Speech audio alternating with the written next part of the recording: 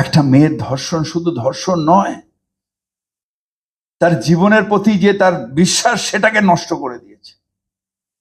একটা মেয়ের যে সমান অধিকার, আমার মেয়ে জন্মেছে, আমি সেদিন ভাবছি আমার ছেলের থেকে আমার মেয়ে ভালো, কিন্তু সেই মেয়েটার যে বেঁচে থাকার যে অধিকার সেটার ওপরে ড্যামেজ করে দেয়, তার মানসিকতাটাকেই নষ্ট করে দেওয়া। আর সে যখন এই ঘুরে বেড়ায় তার সামনে, সেটা যে ওই পরিবার আর ওর পক্ষে কত অপমান, সেটা যার বাড়িতে হয় সে বোঝে এটা কত বড় অপমান। তাই মুখ্যমন্ত্রী লিখেছেন যে তাড়াতাড়ি শেষ করতে হবে।